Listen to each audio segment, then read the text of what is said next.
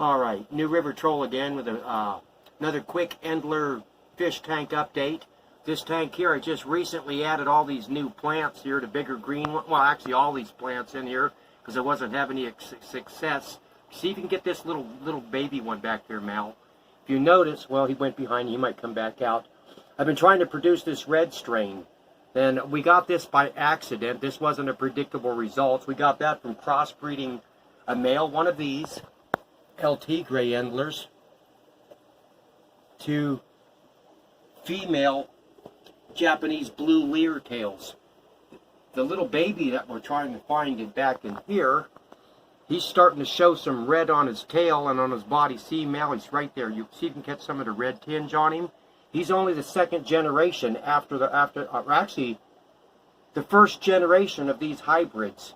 And the females we're using in here were actually from the same hybrid offspring, but we did get other guppies out of that hybridization between the other two.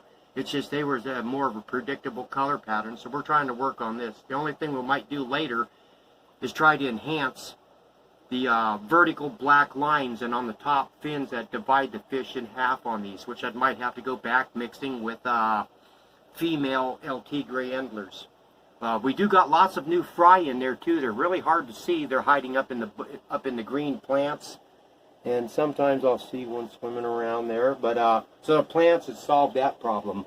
Back over here, this other tank here. This is my thread-fed rainbow fish tank. I recently added a small school of neon tetras. See these 7 of those, just to get some more color in there, and then plus all these are all male Endlers. Some of these I might be used for later. It's just I don't have room with them, and I don't want them messing up the gene pools in the other tanks.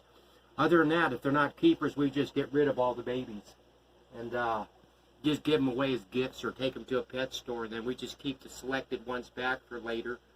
Not really much more. Go behind you, Mal. As you can see, all those babies, the steak Endlers, they got a whole bunch of those now.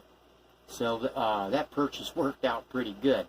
So let me see, I'll scoot the light over and see if you can light up any of the adults swimming around the males. There's one in the back. He's a juvenile that was the first generation that was born here. The one in the very back, the colorful one. Other one that's swimming around, he's not out because he's back hiding because the light was dim. It's not visible right now. This tank here, see if you can get down in on there, Mal. See, the males there, they came from the same hybridization mix, the same parents that we had used to where these red guys came from. And these blue fans, these LT grays with the fork tails.